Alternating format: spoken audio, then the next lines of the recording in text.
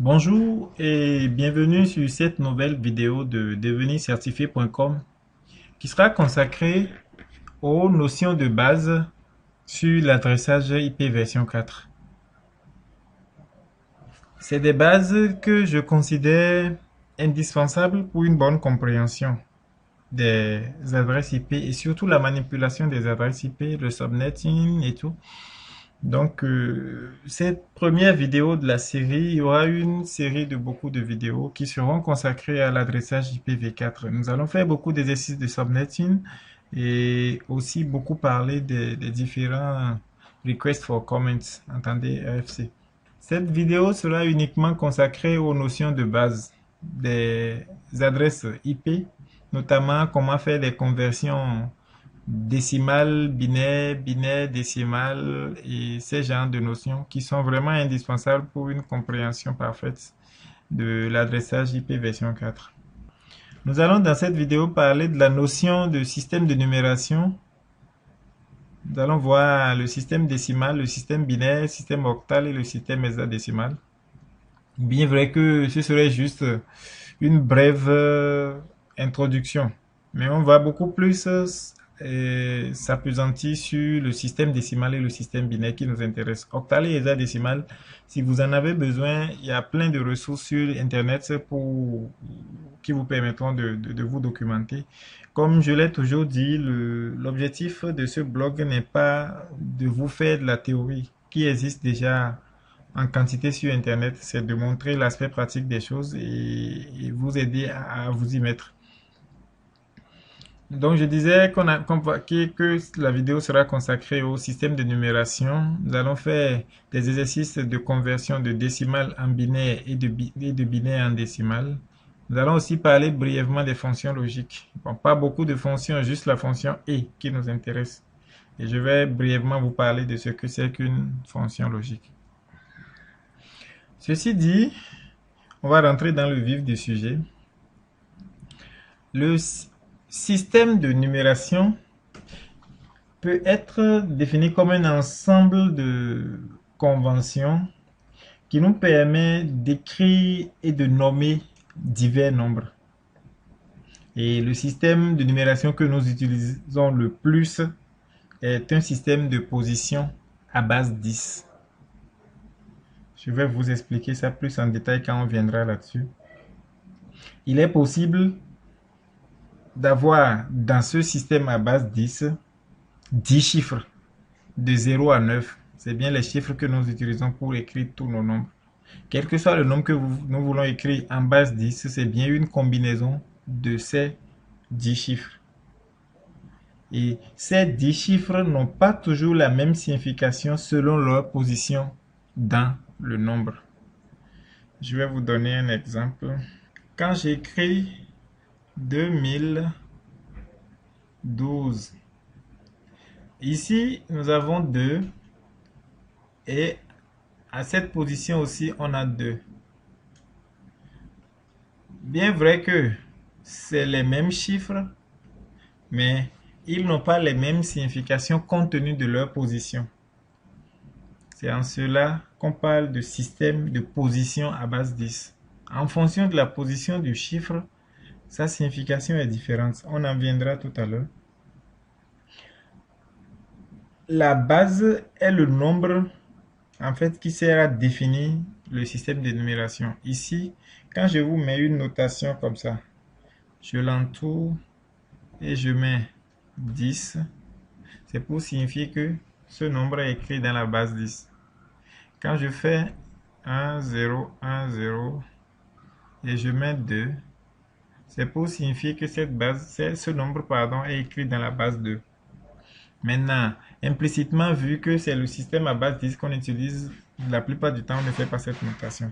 Mais quand vous commencez déjà à travailler avec plusieurs bases, ça devient nécessaire parfois.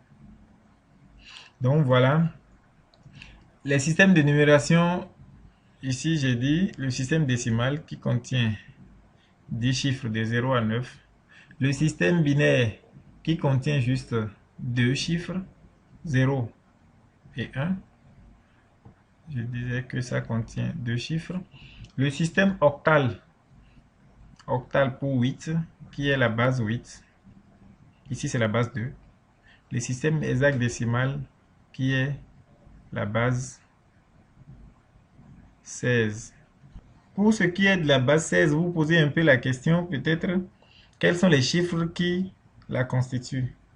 Nous avons 0, bon, je ne vais pas tout mettre, un point, jusqu'à 9.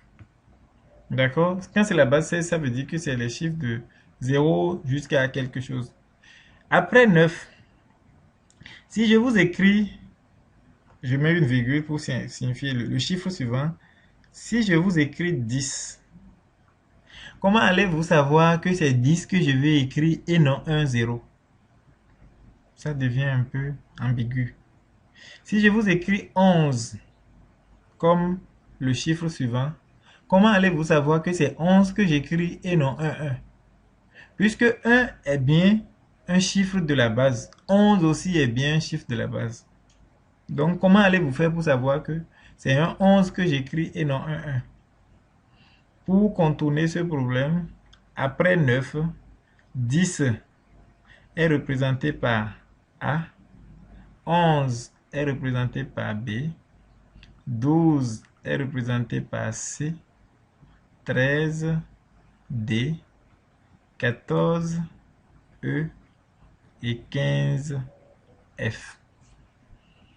Voilà, c'est comme ça qu'on matérialise les nombres, les chiffres pardon, de 0 à 15 de la base 16. Et j'espère que ça a fait un tilt dans votre tête. Les adresses MAC, elles sont écrites en hexadécimal. C'est ce qui fait que vous allez voir une adresse du genre 00ED ou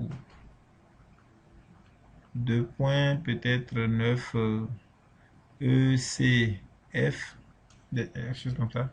C'est écrit en hexadécimal. Donc, globalement, ce que vous allez retenir ici, le système décimal, c'est la base 10, la base 2, la base 8 et la base 16. Si vous avez besoin d'avoir plus de détails sur ces différents systèmes de numération, vous avez plein de ressources sur Internet qui pourront vous donner beaucoup plus de détails pour vous faciliter la compréhension. Nous, ici, on va s'intéresser uniquement à ces deux systèmes de numération, le décimal et le binaire. C'est ça qui nous intéresse pour le moment. Donc, on va passer au slide suivant. Pour le système décimal. Le système décimal est celui dans lequel nous avons le plus l'habitude d'écrire. Depuis qu'on s'est initié au nombre, aux mathématiques et tout, on utilise le système à base 10, qui est le système décimal. Chaque chiffre peut avoir 10 valeurs différentes. Quand je dis, attendez que je prenne mon stylet, là je change un peu la couleur, tout à l'heure c'était pas trop visible. Voilà. Quand je dis un nombre x, x, x, x, écrit dans la base 10. Comment vous faites? Attendez, je change encore un peu la couleur, c'est toujours un peu terne. Ce premier chiffre peut prendre les valeurs de 0 à 9. Celui-ci peut prendre les valeurs de 0 à 9. Pareil ici, pareil là aussi. Puisque nous avons dit que les chiffres de cette base sont 0, 1, 2, 3, 4, 5, 6, 7, 8 et 9, qui font les 10 chiffres. Tout nombre écrit dans la base 10, je ne vous apprends rien, doit répondre à ce qui suit. Prenons l'exemple de 875. Ça fait quoi? Ça fait 8 que multiplie 10 à la puissance 2 plus 7 que multiplie 10 à la puissance 1 plus 5 que multiplie 10 à la puissance 0. Et ici, nous allons parler de dizaines et là, nous allons parler de centaines. C'est comme ça qu'on écrit les nombres dans la base 10. Si vous vous souvenez, j'avais donné l'exemple de 2012 dans le slide précédent et je vous disais que ce chiffre 2, en fonction de sa position, n'a pas la même valeur ou n'a pas la même signification si vous préférez. Si je dois écrire ce nombre en mettant en exergue la base, qui est la base 10, ça va faire 2 que multiplie 10 à la puissance 3. Les positions se comptent 0, 1, 2, 3. Plus 0 que multiplie 10 à la puissance 2. Plus 1 que multiplie 10 à la puissance 1. Plus 2 que multiplie 10 à la puissance 0. Vous voyez ce 2, sa signification est différente de celle-ci. Et c'est ça qu'on appelle ce coefficient que vous avez ici, cet exposant, pardon, s'appelle le poids du chiffre. Ici, vous avez le chiffre de poids faible et là, vous avez le chiffre de poids fort. Ça va comme ça, croissant, 0, 1, 2, 3, ainsi de suite. Donc, voilà la règle pour tout nombre écrit dans la base 10. Et j'ai dit ceci est appelé le poids du chiffre. Ce 2 a pour poids 3 et celui-ci a pour poids 0. On dira que c'est le nombre de poids fort et le nombre de poids faible. Voilà un peu brièvement décrit comment s'écrivent les nombres dans le système à base 10, système décimal si vous préférez. Je le dis encore, répète encore une fois, l'objectif ici n'est pas de faire un cours de système de numération, c'est juste, bien, je vais vous montrer tout à l'heure quand on sera sur les conversions entre bases, vous allez voir l'utilité de cette représentation. Mais si vous voulez avoir plus de détails sur ces genres de notation, il y a plein de ressources sur Internet qui peuvent vous aider à mieux comprendre de quoi il s'agit. Le système binaire, un peu... Un instant, je prends le stylet, voilà. À la différence du système à base 10, ici, on dira que c'est la base 2 et les chiffres sont 0 et 1.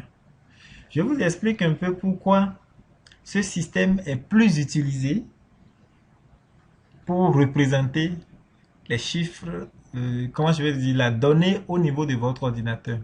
L'ordinateur, comme vous le savez, c'est une machine. Et donc, au début, il s'est posé la question, comment faire pour transmettre l'information? Parce que l'ordinateur ne comprend pas. Quand je prends la base 10, vous avez des nombres, des chiffres allant de 0 jusqu'à 9. Comment on pourra représenter ces états au niveau de la machine? Sachant que cette machine utilise du courant électrique. Et donc, ce qu'ils ont trouvé, c'est que entre un système à deux états, on distingue la logique positive et la logique négative. En logique positive, on dit, quand il y a le courant, c'est 1. Quand il n'y en a pas, c'est 0. C'est comme ça qu'on véhicule l'information. Et c'est de là que vient le fait que la plupart des données manipulées, sinon les données manipulées par votre ordinateur sont en binaire. Et donc, quand on commence par parler d'adresse IP, forcément, on doit descendre au niveau des bits pour pouvoir mieux comprendre. Donc, revenons un instant. Je vais changer la couleur. Voilà. Donc, je disais, j'avais mis ici la base 2 et les chiffres qui la constituent sont 0 et 1. Quand je vous mets 1, 0, 1, 1, 0.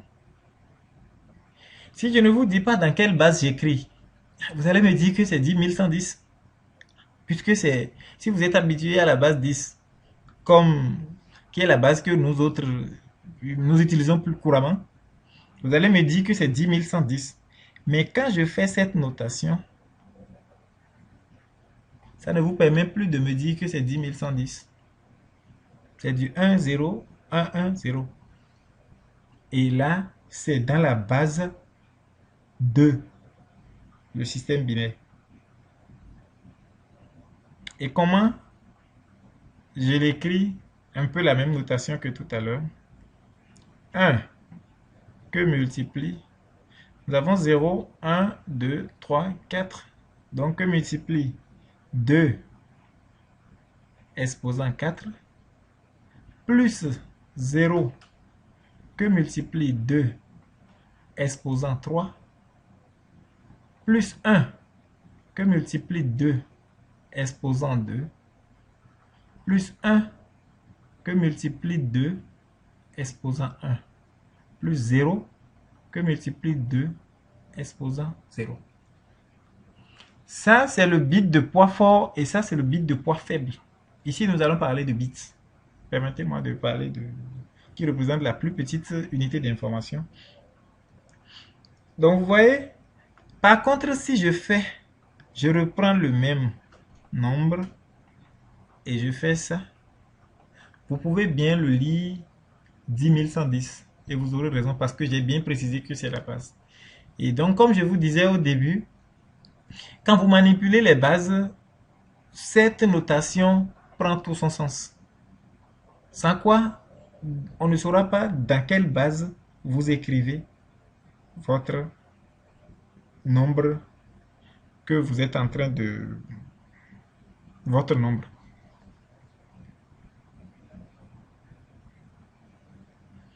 Voilà un peu les deux notations. Ici, comme d'habitude, si on doit l'écrire en base 10, ça va faire 1 que multiplie 10 à la puissance 4 plus 0 que multiplie 10 à la puissance 3, ainsi de suite, un peu à l'image de ce qu'on a fait d'abord. Comme vous le savez déjà, une adresse IP, c'est souvent des notations comme ça. Parce que en langage de nous autres humains, ce n'est pas évident si on mettait 1, 1, 0, 0, 0, 0, 0, que les gens comprennent quelque chose. Donc, c'est mieux de l'avoir en décimale. Mais parfois, c'est à vous de voir. Je vais vous montrer plusieurs méthodes. Mais parfois, vous comprenez mieux quand vous passez en binaire. Surtout quand il vous faut emprunter des buts pour faire du subnetting. Quand vous descendez en binaire, ça devient beaucoup plus accessible. On va faire un exemple de conversion décimale vers binaire. Je vais vous montrer deux méthodes pour le faire. Soit le nombre 77 à convertir en binaire. Vous faites une succession de division de ce nombre que vous voulez convertir en binaire par la base. Divisé par 2, la base 2 nous donne 38, 1 comme reste. Le résultat est divisé encore par 2. Celui-ci nous donne 19 et il reste 0. Le résultat divisé encore par 2 nous donne 9. Il reste 1. Divisé par 2 nous donne 4. Il reste 1. Divisé par 2 nous donne 2 et il reste 0. Divisé par 2 nous donne 1 et il reste 0. Votre nombre en binaire fera le nombre binaire lu dans ce sens. Pour avoir le 77, le nombre 77 en binaire, ça vous fait 1, 0, 0, 1, 1, 0, 1. Et si vous voulez avoir le résultat sur 8 positions, sur 8 bits, vous ajoutez un 0 ici. Donc ça, c'est ce que donne 77 en base 2. Vous voyez un peu la première méthode. Nous allons alors écrire que 77 en base 10 est égal à 0, 1, 0, 0, 1, 1, 0, 1 en base 2. La première méthode de conversion de décimale en binaire consiste à faire une série de divisions du nombre à convertir en binaire par la base jusqu'à avoir un résultat qui n'est plus divisible par la base. Et on le lit depuis ce résultat jusqu'au reste. Enfin, on part du résultat ici avec les restes qu'on reporte. Cette méthode, parfois, je l'avoue, quand vous avez, ce n'est pas la plus adaptée, je vais vous montrer. La méthode que je conseille et que beaucoup de gens conseillent si vous travaillez, surtout pour vous préparer votre certification, à utiliser une méthode pareille durant l'examen risque d'être très lourd à gérer. Mais bon, je me dois de vous en parler. Donc, nous allons voir la deuxième méthode. Voilà, on va voir la deuxième méthode. Le nombre que nous voulons convertir, c'est 77. Dès que vous entamez votre examen, je vais vous montrer, il y a une série de puissance de 2 qui vous sera très pratique d'écrire. Ça vous aide beaucoup pour la conversion décimale binaire. C'est ça qu'on s'en va faire. Vous mettez 2 à la puissance 0. Essayons de les séparer comme ça. Ici, 2 à la puissance 1. 2 à la puissance 2. 2 à la puissance 3. 2 exposant 4. 2 exposant 5. 2 exposant 6. 2 exposant 7. 2 exposant 8. On va s'arrêter là. Vous soulignez. Un tableau comme ça, c'est très pratique de l'avoir sur votre feuille de brouillon durant la composition de votre certification. Ça vous aide énormément pour les conversions beaucoup plus rapides. Ici, 2 à la puissance 0, ça donne quoi? Ça donne 1. Tout nombre élevé à la puissance 0 donne 1. 2 à la puissance 2, ça donne 2. 2 à la puissance 2, pardon, 2 à la puissance 1, ça donne 2. 2 à la puissance 2, ça fait 4. 2 à la puissance 3 donne 8. 2 à la puissance 4 donne 16. 2 à la puissance 5 donne 32. 2 à la puissance 6 nous fait 64. 2 à la puissance 7 nous fait 128. 2 à la puissance 8 nous fait 256. Quand on va faire l'exercice de subnetting, vous allez voir combien c'est pratique d'avoir un tableau pareil sur votre feuille de brouillon et de l'utiliser rapidement. Le nombre que nous voulons convertir, c'est 77. Est-ce que c'est possible, vous vous posez la question, est-ce possible de retrancher 256 de 77? Non.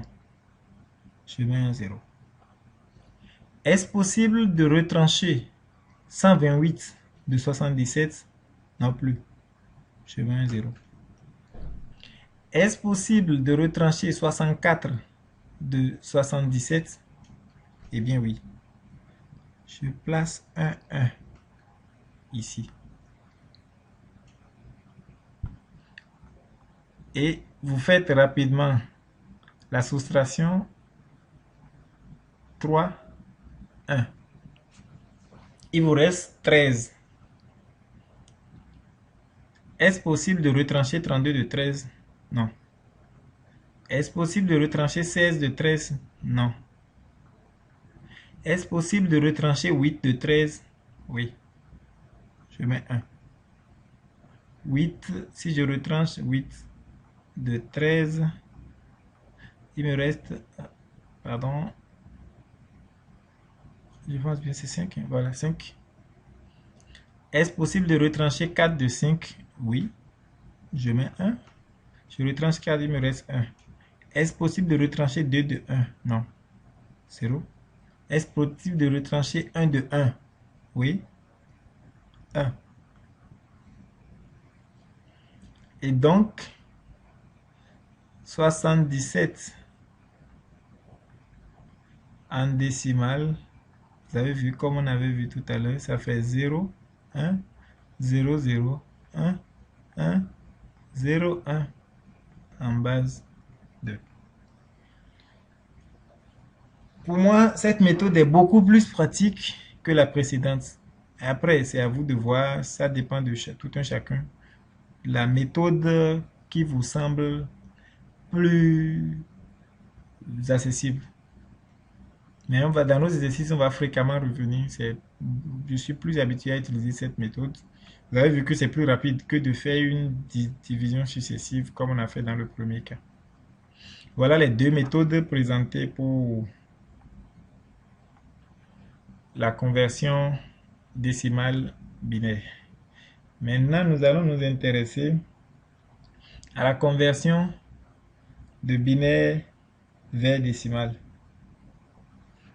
Pour cette conversion, c'est beaucoup plus simple et le tableau qu'on avait fait précédemment peut toujours nous aider à y arriver. On ne va pas le refaire cette fois-ci. Soit le nombre binaire 1, 0, 1, 0 dans la base 2 à convertir en décimal. D'après ce que nous avions vu précédemment, ce nombre doit s'écrire en base de 1 que multiplie 0, 1, 2, 3, 2 à la puissance 3, plus 0 que multiplie 2 à la puissance 2, plus 1 que multiplie 2 à la puissance 1, plus 0 que multiplie 2 à la puissance 0. Ce qui nous donne 2 à la puissance 3. Ça fait 8. Ce qui me fait en décimale 8. Plus 0 que multiplie 2 à la puissance 2, ça fait 0. Plus 1 que multiplie 2 à la puissance 1, ça fait 2. Plus 0. Ce qui me donne 10 en base 10. Donc 1, 0, 1, 0 en base 2 me donne 10 en base 10. Faisons un petit exercice. Prenons 10 et voyons si ça va nous donner. Rapidement, on peut mettre, on ne va pas tout écrire. Je mets ici 2 à la puissance 0 pour notre méthode 2 à la puissance 1, 2 à la puissance 2, 2 à la puissance 3. C'est les puissances que nous avons. Bon, je mets 2 à la puissance 4 aussi. 2 à la puissance 4, ça fait 16. Est-ce qu'on peut retrancher 16 de 10? Non. Est-ce qu'on peut, 2 à la puissance 3, ça fait 8. Est-ce qu'on peut retrancher 8 de 10? Oui. 8 retranché de 10, il reste 2. 2 à la puissance de ici, ça fait 4. Est-ce qu'on peut retrancher 4 de 2? Non. Est-ce qu'on peut retrancher 2 de 2? Oui. 2 de 2, il reste 0. Donc, 2 à la puissance 0, ça fait 1. Est-ce qu'on peut retrancher 1 de 0? Non. On obtient bien encore notre 10 en base 10, ce qui fait 1, 0, 1, 0 en base 2. Donc, voilà présenté les méthodes de conversion de décimal vers binaire et de binaire vers décimal. Je vous exhorte à beaucoup vous exercer là-dessus parce que c'est critique pour votre certification. L'adressage IP est très présent dans la certification et donc si vous comptez bien passer, réussir votre certification, il faut vraiment vous exercer et vous amuser, que ces genres de conversion soient vraiment un jeu pour vous. À présent, nous allons passer aux fonctions logiques. Qu'est-ce que c'est que les fonctions logiques? J'ai déjà brossé brièvement le sujet un peu plus haut en parlant de l'utilisation du système binaire pour le langage machine. Les fonctions logiques traitent des signaux en tension. Je vous dis, la machine utilise le courant, donc c'est soit le langage de communication qu'on peut utiliser, c'est soit interpréter lorsqu'il y a le courant et lorsqu'il n'y a pas de courant. Et donc, une variable, on dira qu'une variable est considérée à 1 logique si le niveau de tension est élevé. On peut dire, si c'est une tension de 5 volts, on peut dire quand la tension dépasse les 2,5 volts ou approche les 4 volts, le niveau logique de cette variable est 1. Et cette même variable sera considérée comme 0 si la tension sera en deçà, la tension est en deçà de ce seuil. Ça, c'est la logique positive. Il y a des logiques qu'ils appellent négatives dans lesquelles c'est plutôt le contraire. C'est quand il y a la tension que c'est du 0 et quand il n'y a pas la tension, c'est du 1. Encore une fois, ici n'est pas l'objectif de vous faire en détail ces genres de cours. Vous avez plein de ressources sur Internet. Si ça vous intéresse, vous pouvez toujours vous documenter là-dessus. Mais sachez que les fonctions logiques sont souvent classées en deux catégories. Vous avez les fonctions combinatoires qui élaborent la sortie seulement, uniquement en fonction des combinaisons des variables présentées en entrée. Et ça, c'est le cas qui nous intéresse. La sortie est uniquement fonction d'une combinaison des entrées, des variables d'entrée. En plus de ça, vous avez les fonctions logiques séquentielles qui élaborent la sortie non seulement en fonction des combinaisons des variables présentes en entrée, mais aussi de l'état antécédent de la sortie. Ça, ce n'est pas le but ici. Je vais juste vous montrer, encore qu'on ne va pas traiter de toutes les fonctions logiques, nous allons juste voir la fonction E, qui nous intéresse dans le cas de l'adressage IP. Donc voilà, ici, c'est une fonction combinatoire, on appelle ça la fonction E. Comme vous pouvez le remarquer, un instant, je prends le stylet. Comme vous pouvez le remarquer ici, ça c'est le symbole E. Je ne suis pas bon dessinateur, mais bon, j'ai schématisé quelque chose.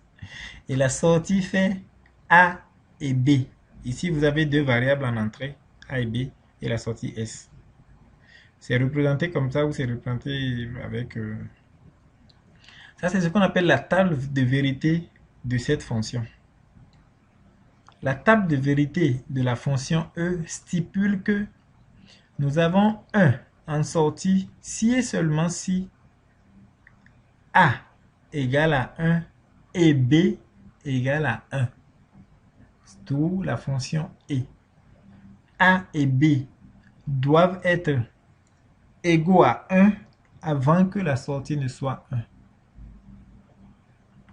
Ici, quand vous voyez la table de vérité, A à 0, B à 0, la sortie est 0. A à 0, B à 1, la sortie à 0. A à 1, B à 0, la sortie à 0. A à 1, B à 1, la sortie à 1.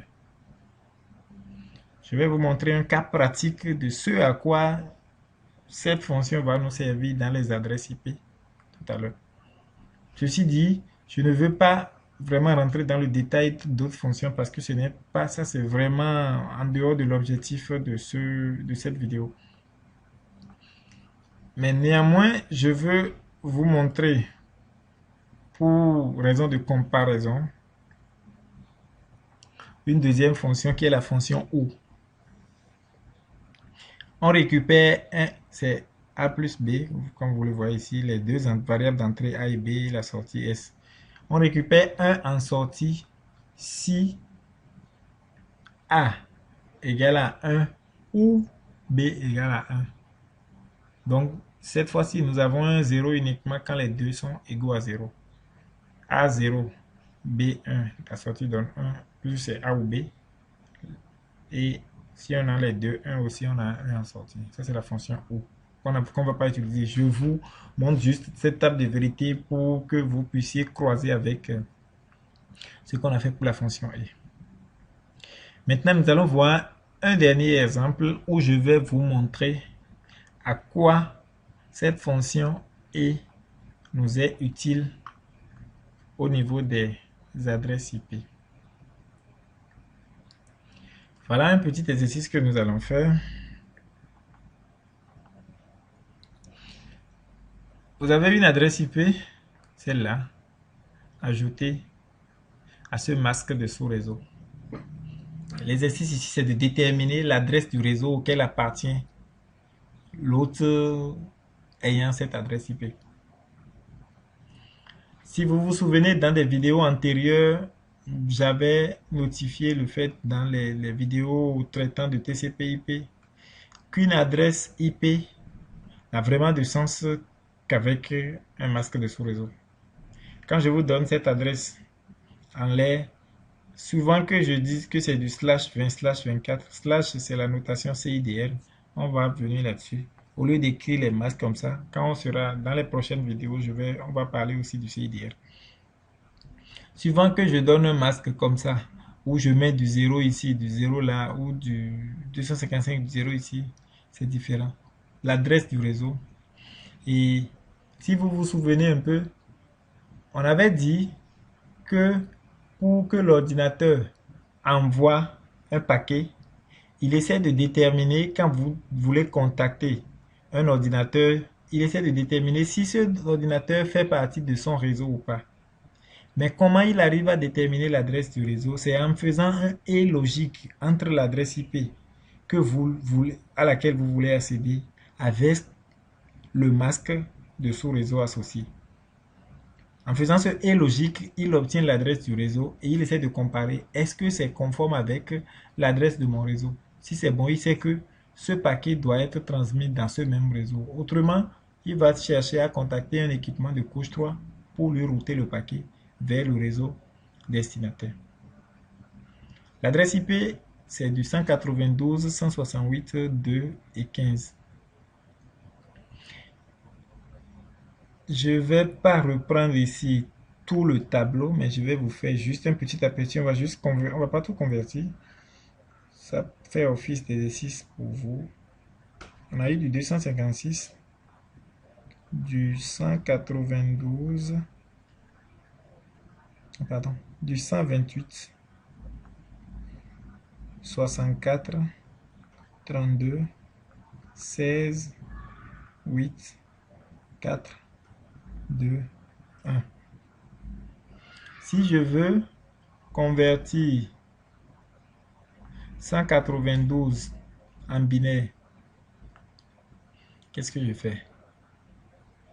Je commence par 256. Est-ce que c'est possible de retrancher 256 de 192? Non. J'ai un 0. Est-ce que c'est possible de retrancher 128 de 192? Oui. Je place un 1 et je fais cette soustraction 192 moins 128. Ici, 8 ôté de 12, ça me fait 4. Ça me fait 6. Voilà. Et 0. 64. Est-ce possible de ôter 64 de 64? Oui. Il aurait c'est 0. Tac, tac, tac, tac, tac, tac, tac. Regardez ici. Ça, c'est la correspondance en binaire de 192. On vient de le faire. Sur 8 bits, vous voyez bien que c'est 4 et... Est-ce que... Ah oui, ici c'est plutôt un 0, pardon. Un seul 0 passé c'est 32. Voilà, parce que ça commence à devenir... Donc ici, vous voyez bien 1, 1 et 6 0. 2 0 ici et 4 0 de ce côté. Et qu'est-ce que l'ordinateur fait? Il prend la valeur. Vous voyez ici, par exemple, pour faire ce et logique, vous comprenez mieux quand vous passez en binaire. Au lieu de dire que vous allez faire un et logique entre le 192, ça n'a même pas de sens, et le 255. Vous allez poireauter en vain. Donc, une fois qu'on convertit l'adresse IP en binaire, le masque de sous-réseau, on le convertit aussi en binaire. On fait un et logique. Le et logique nous donne 1 et 1 donne 1, 1 et 1 donne 1, 0 et 1 donne 0, ainsi de suite pour tout ceci, parce que c'est toujours du 0 et 1, ça donne 0. 1 et 1 donne 1, 0 et 1 donne 0, 1 et 1 donne 1, 0 et 1 donne 0, 1 et 1 donne 1, 0 et 1, ainsi de suite jusqu'à 0. De ce côté aussi, 0 et 1 donne 1, 0 et 1 donne, pardon, 0. De 0 et 1 donne 0. Ici, nous avons 1 et 1 qui donne 1. Là, c'est 0 et 1 qui donne 0, 0 et 1 qui donne 0, 0, 0, ainsi de suite. Et voilà le résultat. Donc, c'est l'adresse du réseau auquel appartient cet ordinateur. Cette adresse IP munie de ce masque. Si je change le masque, ceci doit changer. Vous êtes d'accord avec moi? Si on a eu ce résultat, c'est bien parce que puisque c'est un et logique. Donc, si je change ces valeurs, forcément celui-ci changera aussi. Le et logique, le résultat du et logique entre l'adresse IP et le masque du sous-réseau va aussi changer. Donc, voilà un petit aperçu des notions de base dont vous avez besoin pour une compréhension parfaite de l'adressage IP. À partir d'ici, nous allons faire une prochaine vidéo qui sera consacrée toujours aux notions de base, mais cette fois-ci, on va parler du format, du subnetting et aussi des classes d'adresse IP. Merci pour l'attention et à bientôt.